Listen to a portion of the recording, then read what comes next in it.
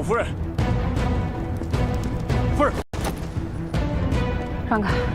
我是来救人的，不想伤人。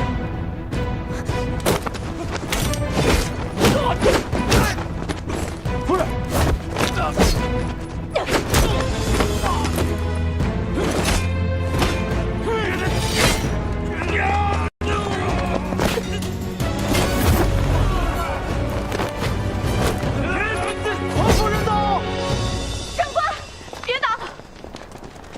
你们怎么来了？何夫人来了，把刀都放下！谁准许你们对丹川郡主动白刃的？新川主要赐死殷期，我要带他离开。郡主慎言，你冷静点，主上绝不会下此旨意。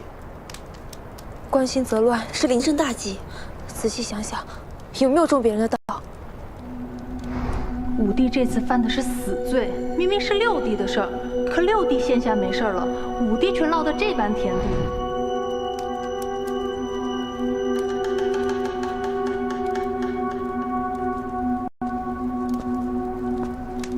郡主只是担心少主无意生事，今日之事，任何人不许对外透露，明白吗？是。明日纯夫人就会找主上说清楚的，放心吧。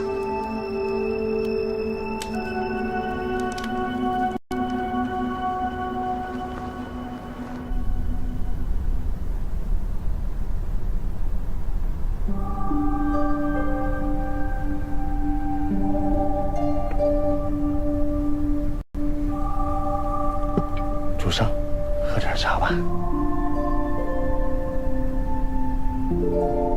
他在外面候了多久了？回主上，已经有2个时辰了。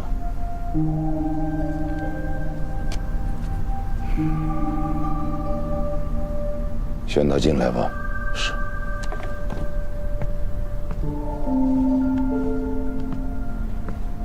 纯夫人，请。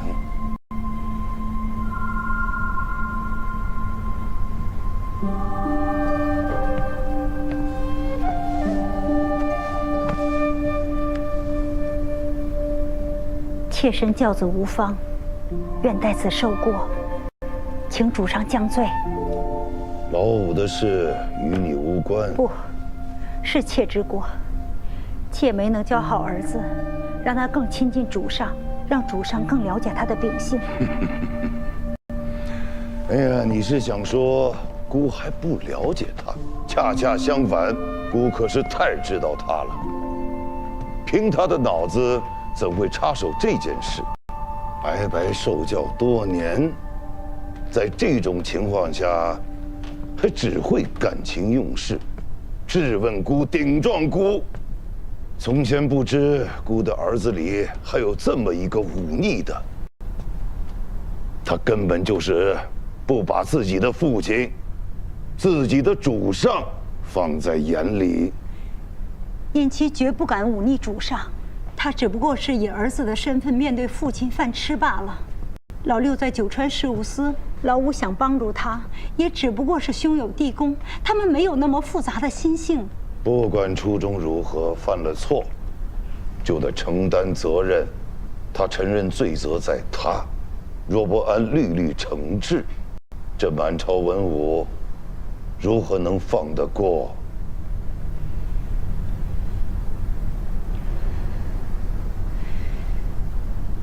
偃妻他没有能力为新川效力，就请贬他为庶民，放他离开吧。但求主上看在父子的情分上，不要囚禁他半生。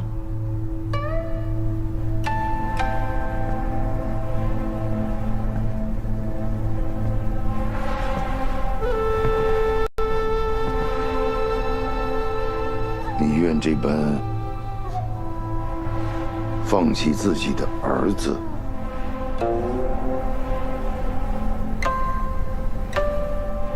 偃妻没有能力，只有善心，本就不适合朝堂。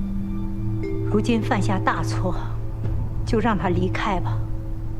妾已经没有更多的愿望，只盼他平安。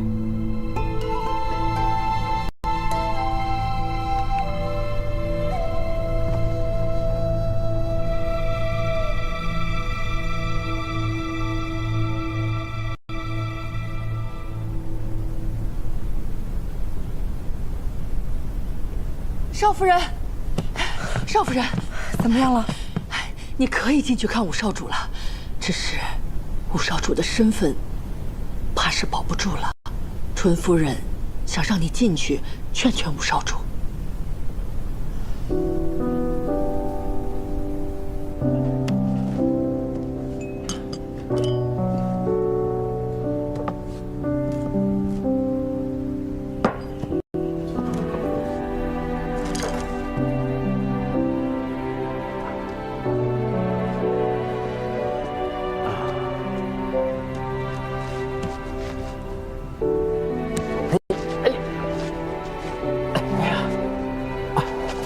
小文，你怎么来了？纯夫人去求了新川主，让我来见一见你。啊，但只有1炷香的时间。父亲把老六提走了，他是要放弃我了吧？新川主心里还是知道你的，但现在朝臣议论四起，非要有个定论才成。但他已经答应纯夫人了，不予重罚。只要你以后远离朝堂，做个庶民。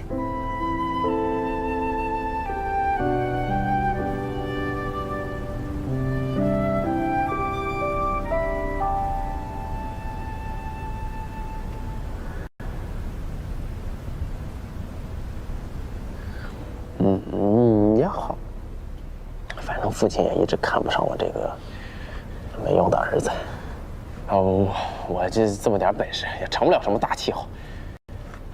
你这样更好。喂，大家都劝我让你想开一点儿，我说他豁达着呢，哪会因为这点小事自苦呢？但你看你现在这样，一副上吊的样子，让我的面子往哪儿搁？不会的，我不会让你没面子的。我最豁达了，你还不了解我吗？啊，我跟你一样。被打的地方很疼吧？不疼，我一点都不疼。现在回家就能给你耍根大枪。这都什么时候了，你还跟我说笑？真的没事儿，不就是在监牢里吃几顿牢饭吗？我跟你说啊，咱们新川千百年来有几位少主蹲过大牢啊？你想想我多特殊啊！行了，你别皱眉了，丑死了。才丑。哦，对了，给你带的，差点忘了。甜的。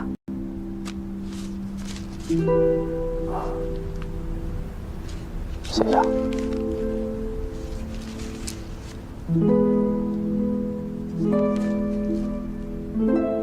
甜吗？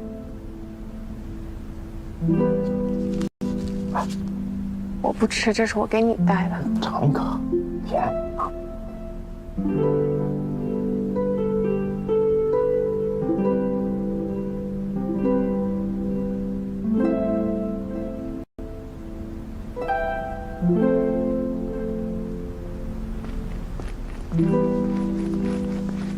夫人，我该走了，你好好保重，我在家里等你。放心吧，去吧，走吧啊。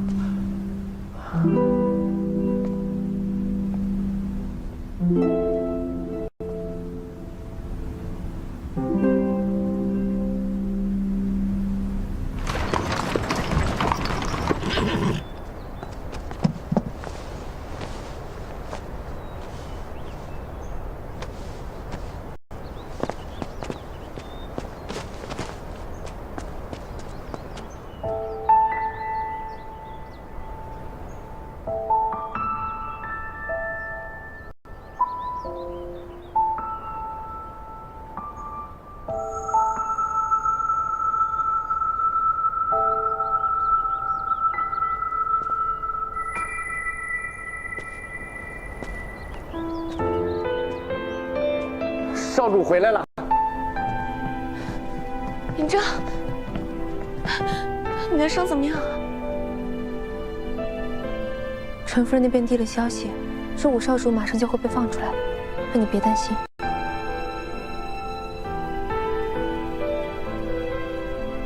废除的指引，应该很快就会下来。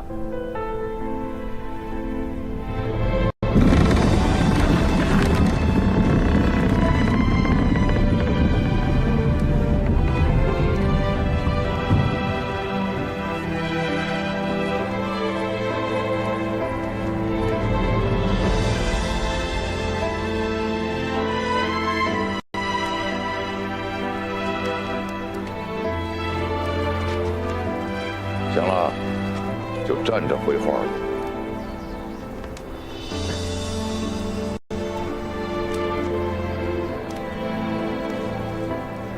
看你这副神情，心里很不服气。儿子有没有做错？为何要负？你也读过书，也学过道理，为人臣下，你还没错。父亲已经放弃儿子了，如今草民不再是人臣，君臣可以不讲道理，难道父子间也不可以吗？孰是孰非，父亲心里很清楚，无非就是要选一枚弃子，仅此而已。简直是荒谬！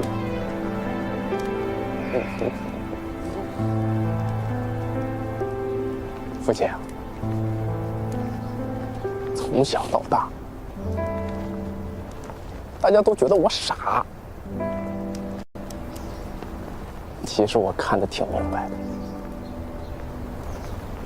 旁人的几句话，挑唆父亲去忌惮老岳。但是他有用啊！父亲只好选一个没用的儿子当了妻子。说天下怎么会有这样的父亲？外人可以只谈利弊，但是家人怎么可以不论对错？逆子！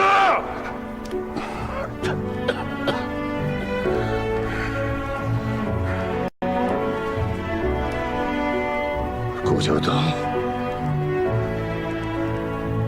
没你这个儿子，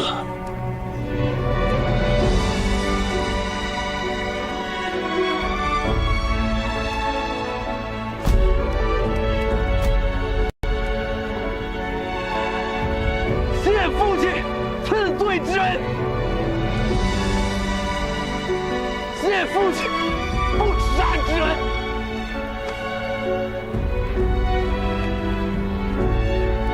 谢父亲养育之恩。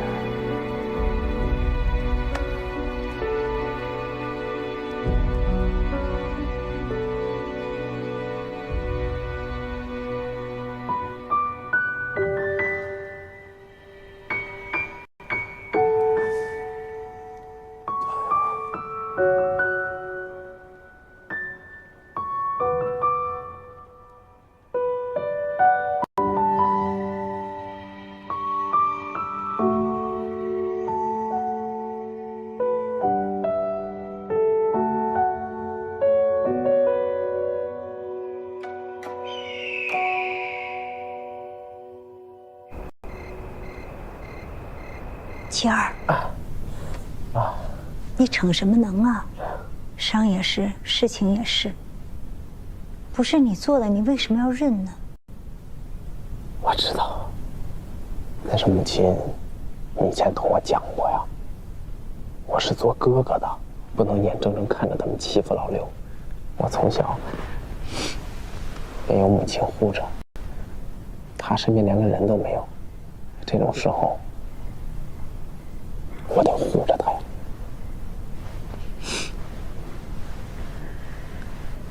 是娘不好，娘保护不了你，你别怪娘。哎呀，怎么会呢？哎呀，母亲，你看你哭什么啊？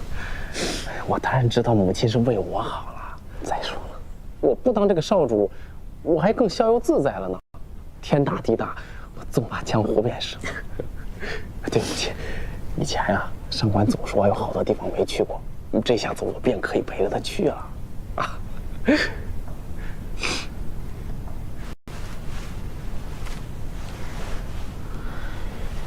母亲，你有什么话，直说便是了。我这都是进过大牢的人了，还有什么经受不住的？妻儿，如今主上废了你少主的位置，所有的荣华都要收回。上官是郡主，按照九川联姻的规矩，他是有权与你和离的。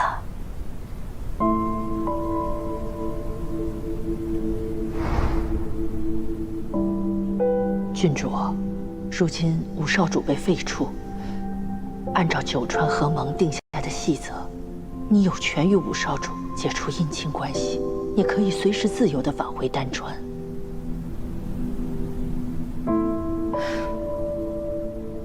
劳烦嬷嬷转告陈夫人，我上官静，不管尹琦是少主还是乞丐，我都不会在这个时候抛弃他。这日后，郡主你怕是要吃很多苦。我何曾怕过？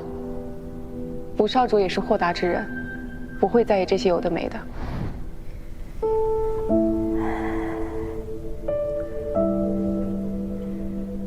一直都传说你们夫妇不睦，常年分居。如今看来，还是有几分情谊的。我倒很开心看到这一幕，你不至于沦落到孤家寡人。可她毕竟是别人家的女儿。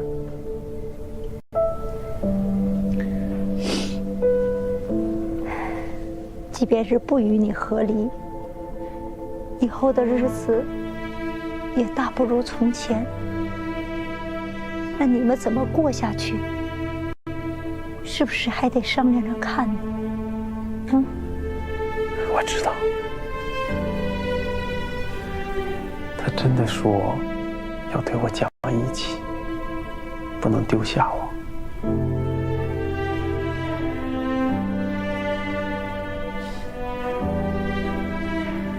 傻子。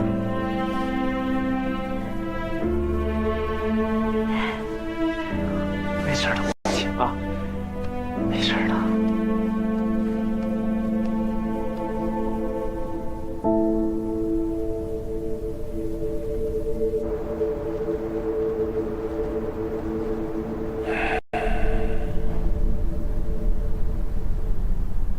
明日昭告，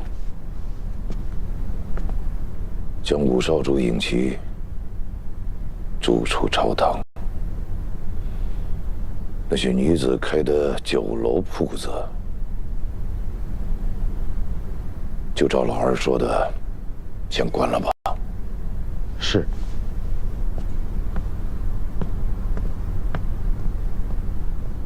天下怎么会有这样的父亲？外人可以只谈利弊，但是家人怎么可以不论对错？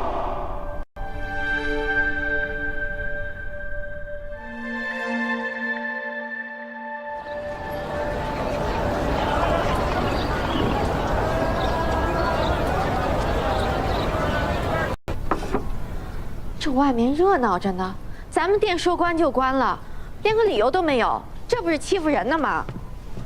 先别太着急了，总有办法会解决的。来喝点茶。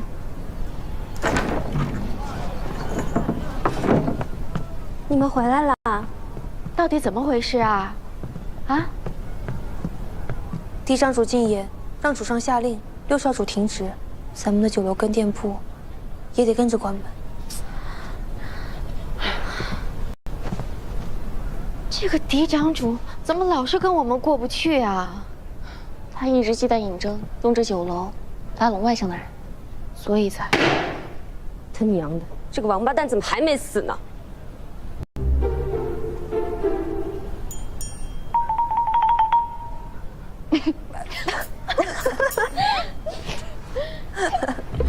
哎呀，你就不要生气啦。嬴政的事情呢，我们会想办法解决的。这酒楼和铺子也不用放弃，重新开业之前，可以先用之前积攒的盈利撑一撑，交上房租，然后再轻轻库存，降价出售，也能换些应急的钱。这些账我是刚理的，只要撑过这段时间，酒楼一定会重新开业，大家不要担心。那我去算算还剩下多少现钱。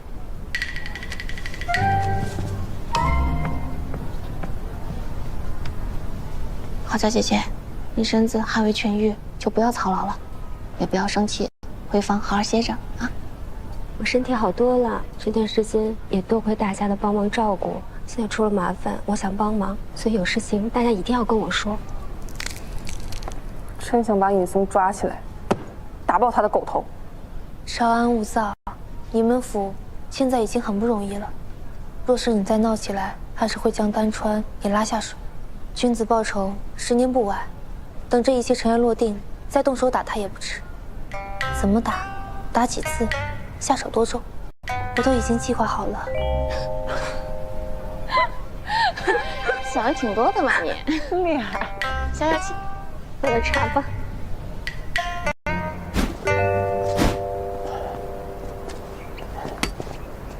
上官，听说你们的酒楼店铺也被封了。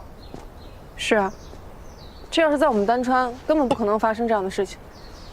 我们好好的做我们的生意，你们互相烟就算了，干嘛牵连我们呀？确实，是我连累你了。不是，我不是那个意思啊。不好了，不好了，出事了！少主、少夫人，怎么了？宫里来了旨意，说呀，吴少主穴位下放，按照惯例得搬出卓园。内务府啊，已经派人来清点了，石少主还亲自来了呢。把这些东西都给我清出去啊！我二哥可说了，这院子呀，以后就留给我开府哟。哎，把东西都给我放下！上官郡主还是这么的威风。可如今你们家老五啊，已经不是少主了，宫里要把这卓园清出来，这是规矩。怎么，你们家老五忤逆犯上，您也想试试啊？我是不是少主，你都得唤我一声五哥呀。清理卓园是内务府的事儿，你凑什么热闹？清理卓园是内务府的事，跟你有什么关系？我的天！哎，你都这样了，怎么还端着呢？我是奉我二哥啊嫡长主的旨意，为的就是防止某些被开除少主级的阿猫阿狗啊，他赖着不走。再给我说一句，怎么着？还想动手是不是啊？我告诉你啊，上次酒楼那事儿我还没找你们俩算账呢，我跟你们俩计较。今时不同往日，你们家老五现在什么都不是，你还想跟我动手？你配吗你？是啊，风水都是轮流转的。如今你这么风光，可有想过以后啊？我早就想，我的风光还在后头呢。等我二哥什么时候，你和老六啊就彻底玩完了。知道父亲为什么这么轻易就把你给废了吗？还不是因为你不中用吗？一个被除名的少主，真够你留名青史的。护驾，护驾！哎，别跑啊！你们别走啊！哎，你们这帮人，你们王八蛋！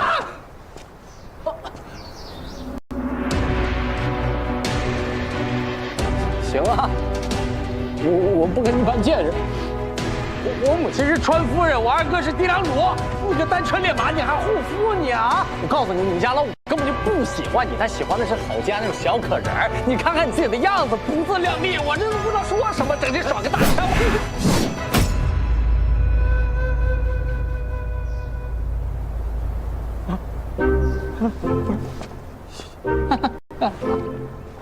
你俩行啊！我告诉你，我最近刚染了风寒，你等我病好了，我现在就回去告我母亲，你俩完了！我滚！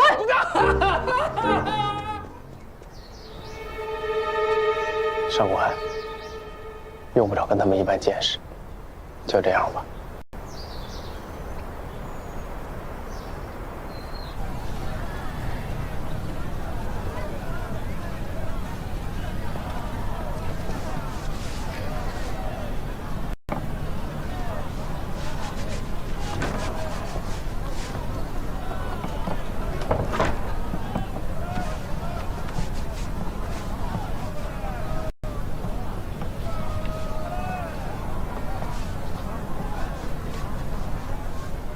周掌柜，别收拾了。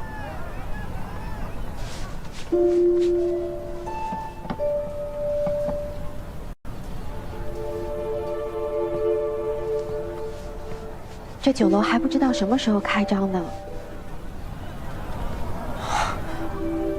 我就想着，每日勤打扫些，到时候万一开张了，也不至于手忙脚乱。这一次和岳侯爷那次情况不一样，这酒楼的前途难料啊。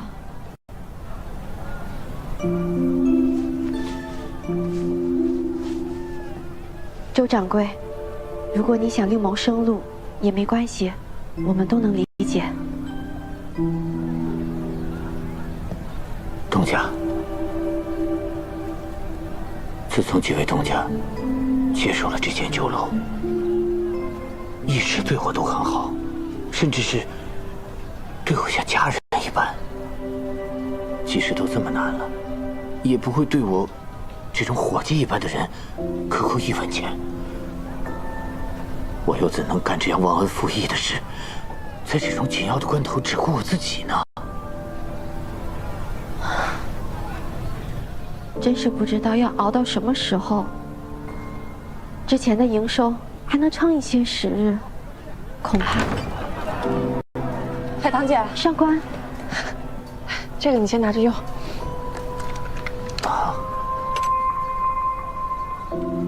你这哪来这么多现钱啊？哦，没什么，我就是当了点我不用的兵器，反正我也用不着那么多嘛。那些不是你最宝贝的东西吗？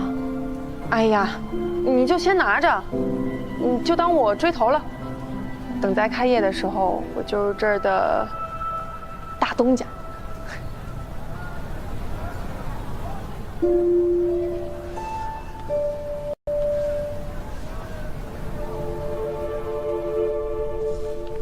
酒楼停业，咱们的女子商铺也会被迫关闭。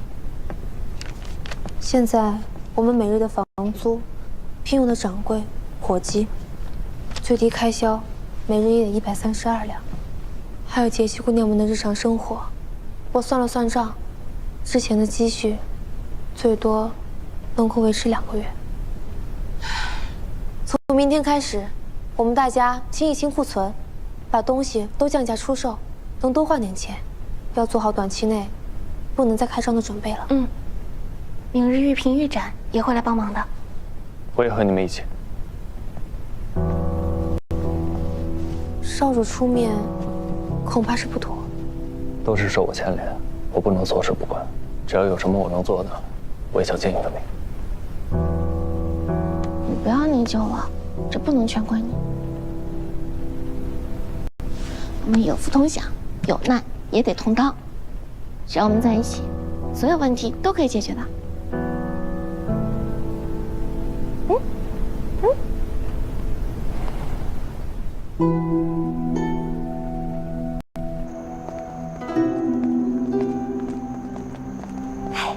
我感觉侧夫人永远都像小太阳一样，不管有什么问题，只要侧夫人在，都能解决。是啊，只要有侧夫人，什么都不是问题。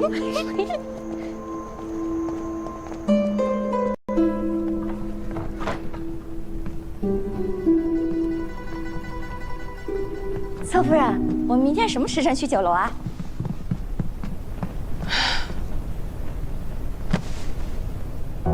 怎么了，侧夫人？我不知道，我是心里很担心。可是侧夫人刚刚还好好的，还鼓励大家呢。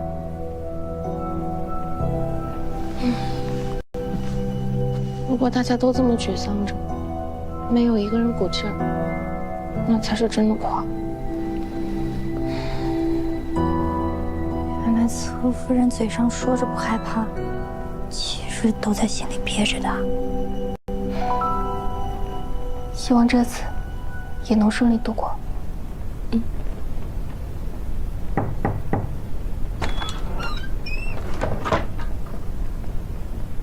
侧夫人，苏总管，侧夫人，这是少主特意吩咐小人给您送来的安神香，助眠。他希望您好好休息，睡个好觉。那我给您先放开，啊。少主还想对您说，侧夫人心里有事别闷着，也别老想着别人，倒把自己憋坏了啊。多谢。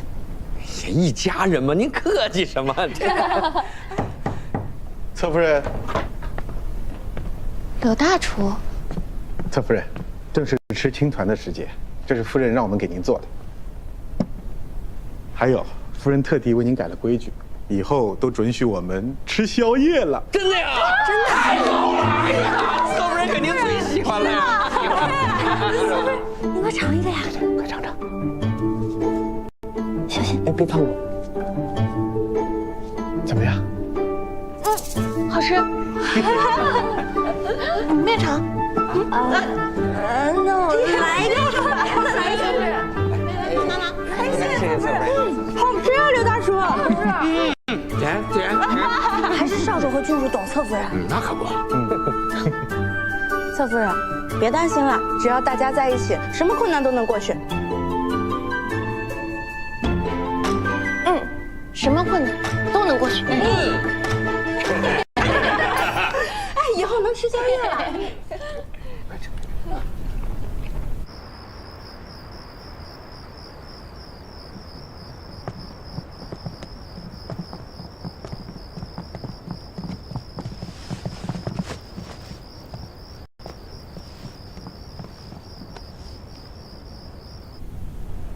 嫡长主本是要废我，眼见不成，最终还是断我一臂。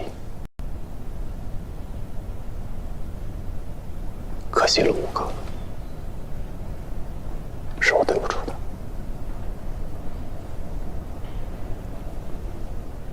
行到水穷处，坐看云起时。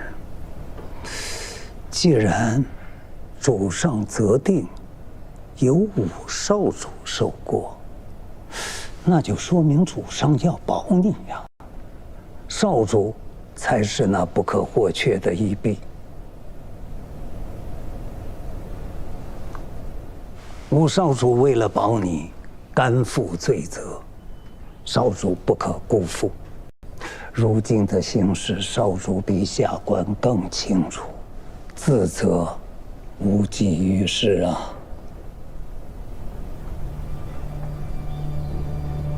既然二少主想和我斗，那我就让他自食其果。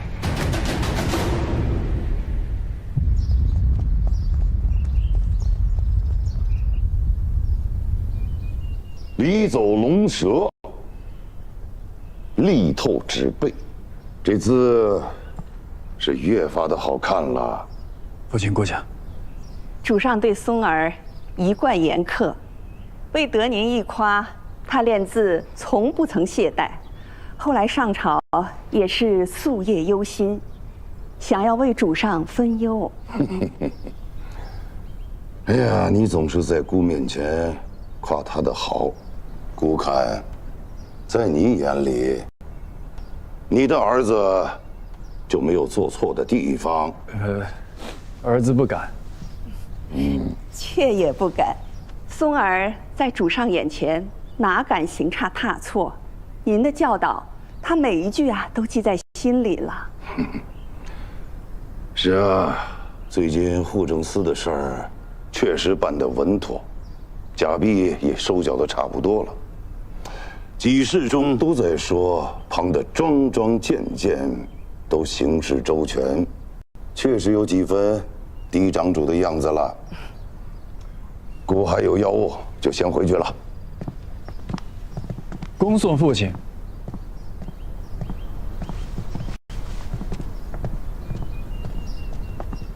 再也不提让你几个弟弟接管九川事务司的事儿了，就由部员们自己管吧。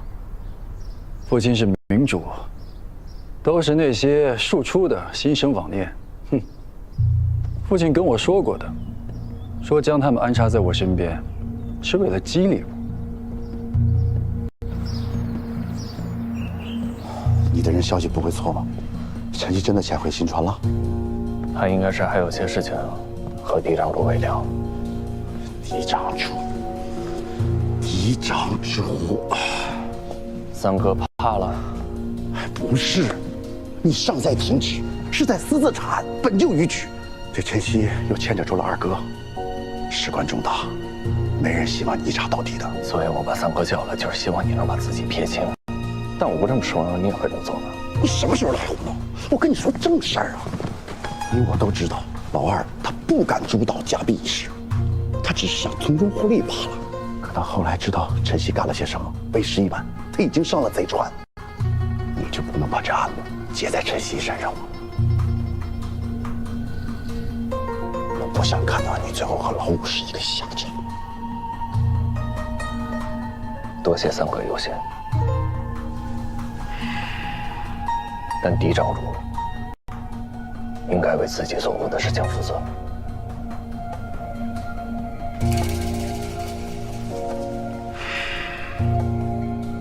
那你想什么时候办陈曦？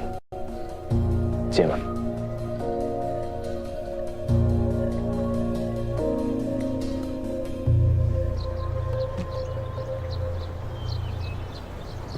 来了。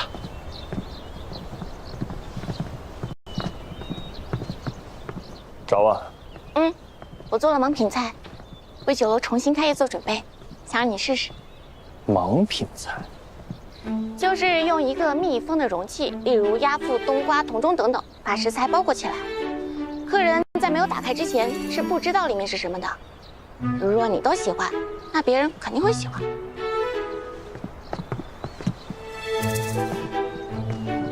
烟春冬瓜，配上金川海鲜，清爽可口。我真是个天才。可我不怎么吃海鲜，不如你找郡主，让他帮你。郡主说要节制，拒绝得很果断，所以才找我。可我还有正事啊，郡主。你争。好。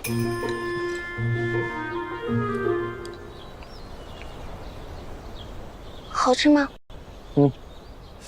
冬瓜提鲜，这方式可以一试，不错。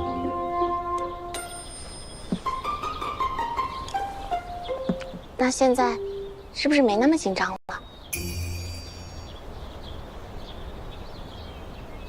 你晚上有大事儿，我怕你紧张，所以打个岔。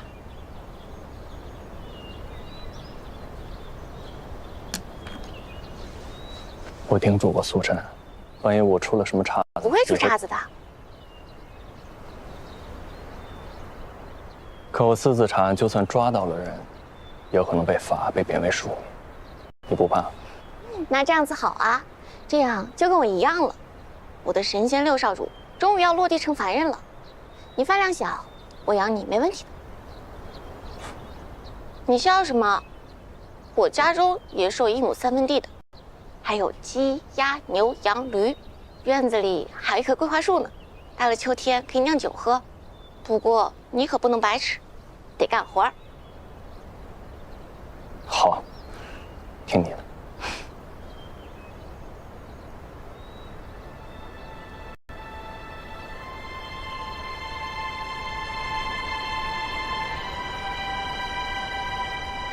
时候不早了，我先走了。这么大个冬瓜粥，我一人吃不完。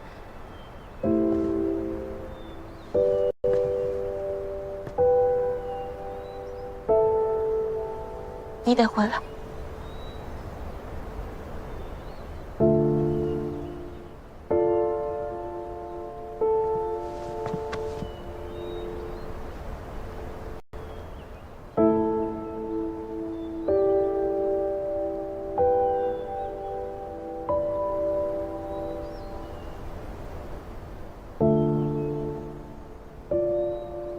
家等你。好。